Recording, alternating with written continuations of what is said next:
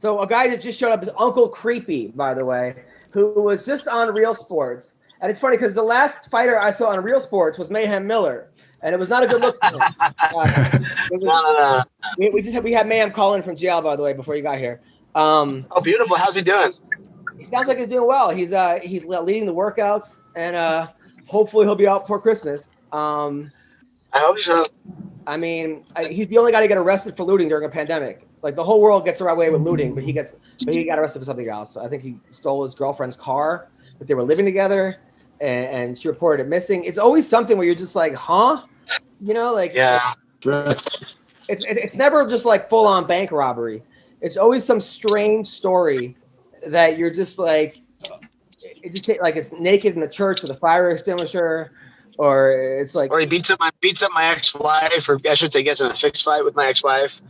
And then that was never a good one. Yeah. So, speaking of which, Creepy, now that we're off to a positive start, how are you doing, man? By the way, so I watched Real Sports, and you were on it, and man, like they were talking about taking ayahuasca, taking mushrooms, and you were swearing by it. And what's his name came out there? Why am I forgetting his name? Dean Lister, who was like taking alcohol for, I don't know, 3 months straight, taking all kinds of painkillers, and he was depressed in a really, really rough state. You brought him to your sermon, and now he thought he died. He watched himself die, and now he's been sober and clean, and you seem to have fixed his problems, man. So that's awesome. And it may really open my eyes to the power of what you're talking about, man. Talk to me a little bit about this. We lost him. He looks frozen. All right. Ian. All right. Oh, there he is. He's back. All right. Now we can't hear him. This is my life right here. My fucking babysitter canceled today. Can you see me or hear me? Yeah, I can hear you. Hello. So, all right. So did you hear what I said? Okay. Hello? Can you hear me? Yeah. Dean Lister took a bunch of mushrooms with me, and we healed him. He spent 6 hours purging, which is something that I haven't seen at that level ever. And he just he got it out of him. That was the thing. He actually got it out of him, and he has not drank or taken any sort of substances since the ceremony. Now, I mean, there's a lot of stuff that happens within this. I'm very lucky to be someone that somewhere like HBO Real Sports reaches out to for this because of the healing work I'm doing with fighters and veterans. But it's really heavy, and they didn't show the actual ceremony that we did because it wasn't fit for TV from what I was told. We had a really deep ceremony, and I think especially the adoring public, I don't know if they'll ever see it. I hope that one day we can release it or release most of it. But when you see someone exorcise the demons with a group like I work with, the church that I work with, and I'm trying to become a reverend for and more or less a preacher for, there's a lot of stuff that happens in there in that little portal you create, and to also create a safe space for people like fighters or like veterans, people that have killed for patriotism or whatever you want to call it, or people that climb into a cage and beat other people up in front of everybody for blood money. You give and receive PTSD while you're in there, and this is something that I love.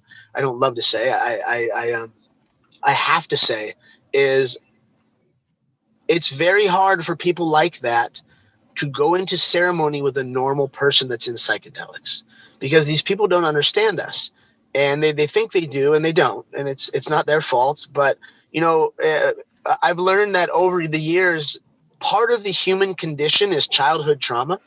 That's just part of the human experience, I should say, which is disgusting. But or trauma in general, with adolescent, with whoever. Well, once that's over with, the people that choose to do these jobs have been affected the most, usually. Not always, people that choose to go kill for their country or do fighting as a job. Then you go in there and you pack on tons of PTSD and trauma in your life, and that will manifest in drug addiction and abusive behaviors, sporadic behaviors, suicidal ideation at least. And I think that it takes a very special set of people like the people I've set myself up with, and I've kind of surrounded myself with to specifically work with fighters.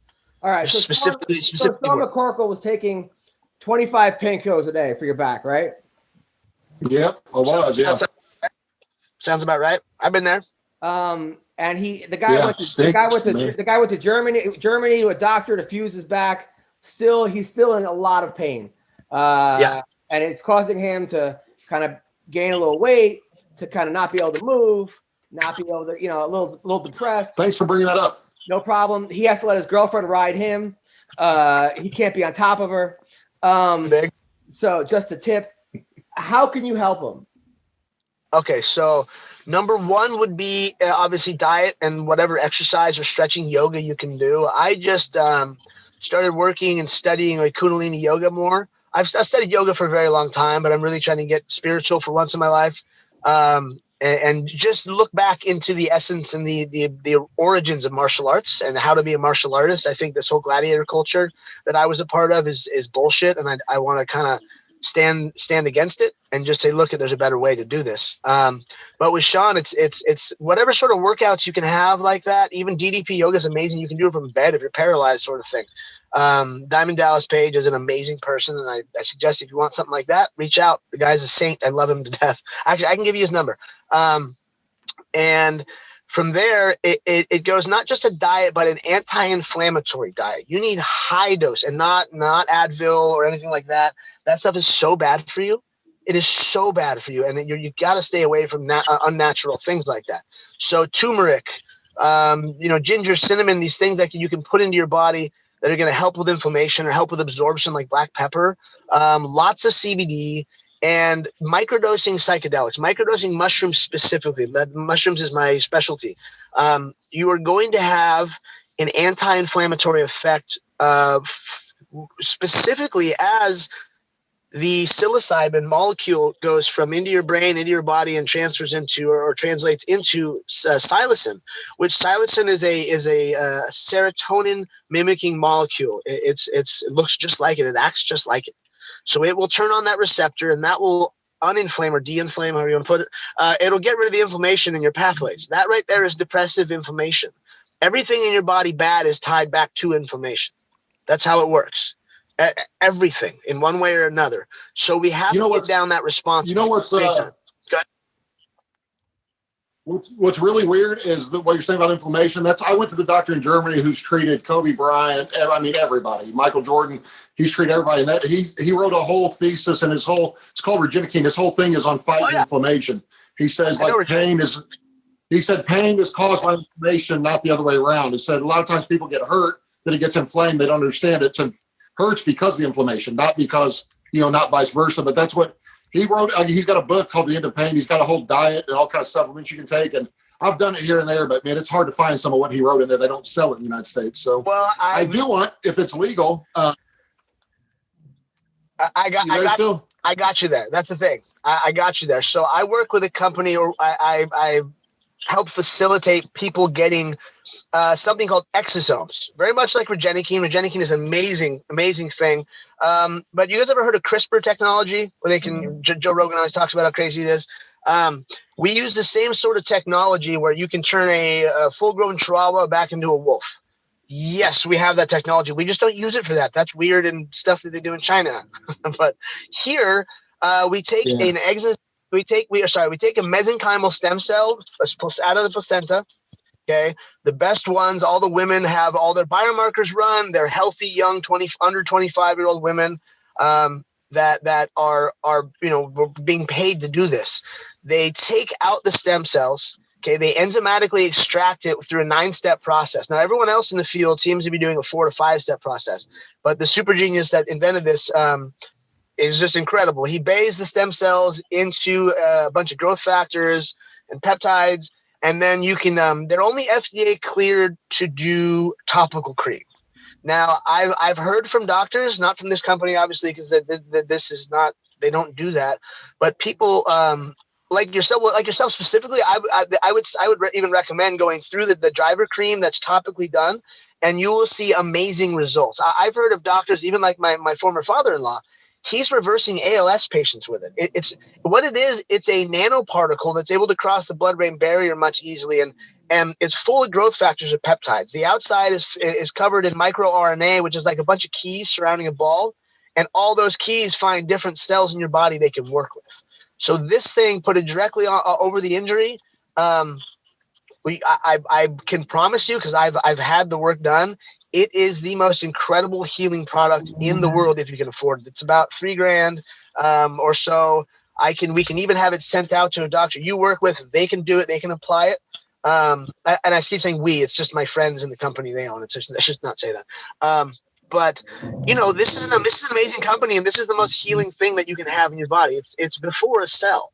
It has no DNA in it. So like with a stem cell, for instance, if you get a stem cell injection, sure, if it's the same sort of stem cell that you use, not from your own degraded body or from someone else that's older, from a young person, then the stem cell can bond to that cell and help you fix it, like it did my shoulder years ago.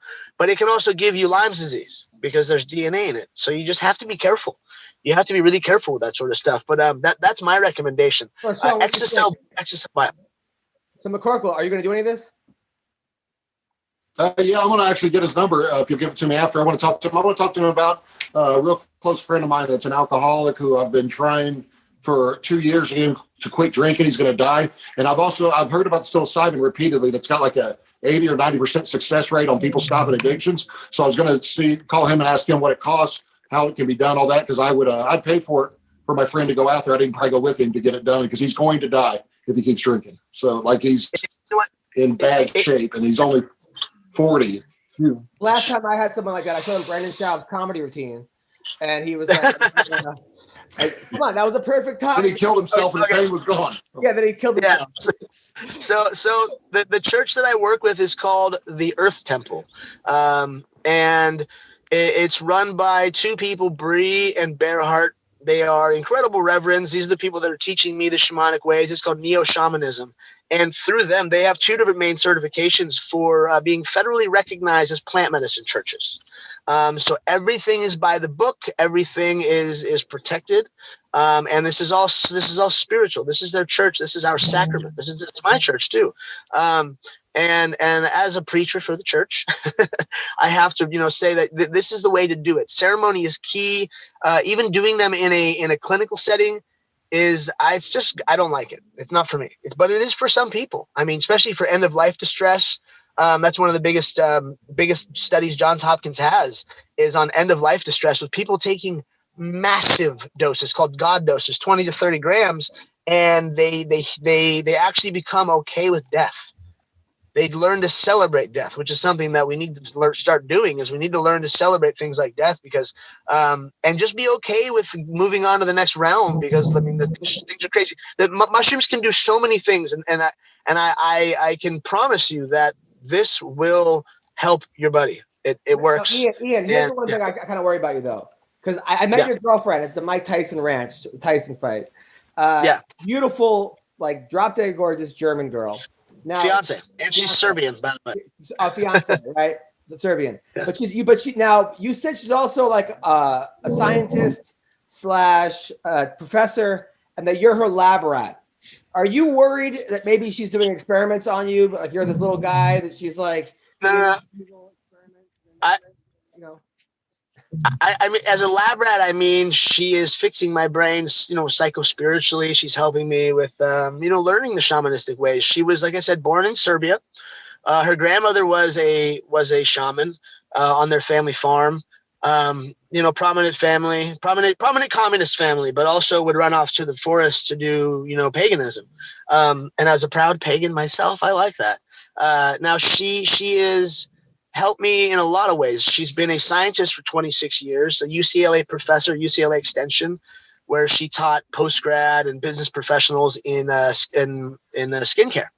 She was a skincare scientist and a formulator, and she was on TV selling her own products that she formulated in her lab. Like I said, being a cosmetic scientist and also looking like she does. She's 6 feet and gorgeous and just this insane genius that, I've learned so much from her and how to also be a better person. I mean, we've helped each other come out with a program called Being Accountability Partners.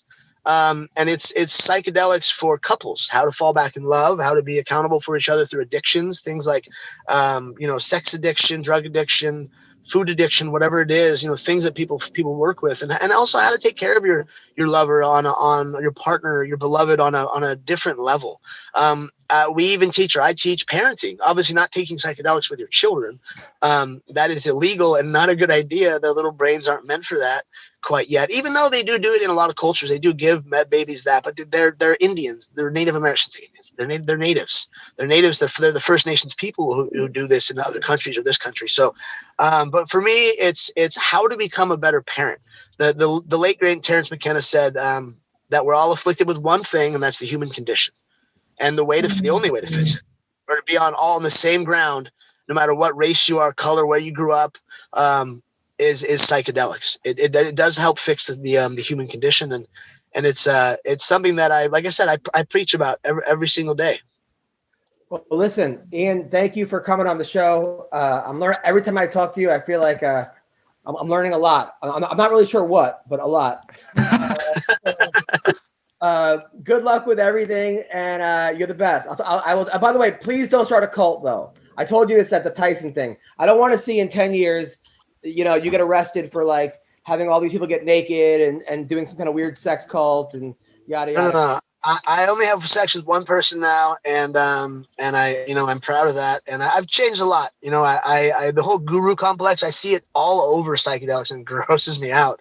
And I'm trying to hold those people accountable. I mean, even me, I need to have people around me pull myself down a little bit sometimes, because I do have an ego and I do get a little crazy sometimes. But hold me accountable. I don't need a cult. I don't need to go to jail again. I don't need any of that sort of stuff, because that life is over.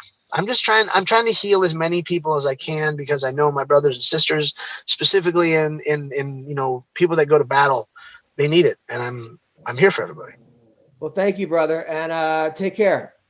Thank you, guys. See ya. Peace. Yeah. All right. So, hey, can I just say real quick? The only reason I would be hesitant to have him treat me is because the last time a guy I knew that had the nickname Uncle Creepy gave me some pills, I woke up with my pants around my ankles and my butt real sore at Thanksgiving dinner. So, I don't know.